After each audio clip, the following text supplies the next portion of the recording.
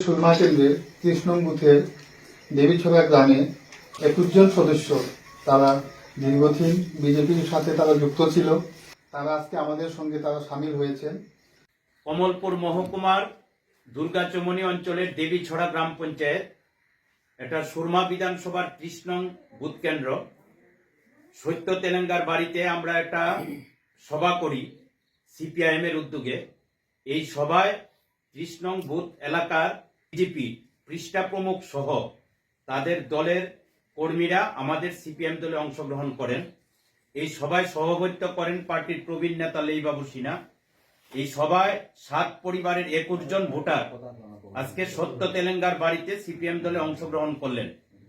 তাদের পরিষ্কার বক্তব্য যে ২০১৮ সালে সরকার যখন নতুনভাবে তৈরি হওয়ার বিধানসভার ভোট আসে, তখন তারা বিজেপি দলের ব্যাপক প্রতিশ্রুতিতে প্রলুব্ধ হয়ে বিজেপি দলে অংশগ্রহণ করেছিলেন, যে ডাবল ইঞ্জিনের সরকার তৈরি হলে তারা অনেকভাবে উপকৃত হবে।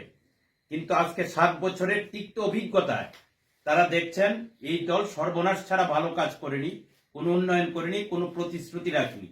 তাই আজকের সভায় তারা সবাই আলোচনা করেছেন এবং সবার একটাই বক্তব্য, বামফ্রন্ট ভালো ছিল, তাই আমরা আবার লাল ঝান্ডার পতাকার তলে সামিল হয়েছি।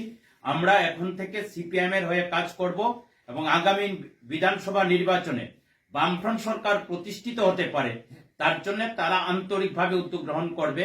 আমরা এই ৭ পরিবারের ২১ জন ভোটার তাদেরকে সিপিএম এর পক্ষ থেকে আন্তরিক শুভেচ্ছা জানাই, অভিনন্দন জানাই।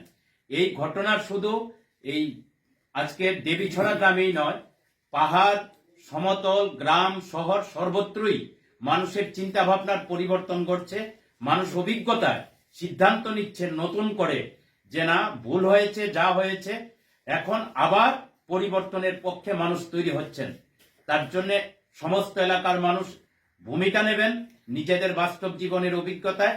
এই প্রত্যাশা আমরা পার্টির পক্ষ থেকে রাখছি।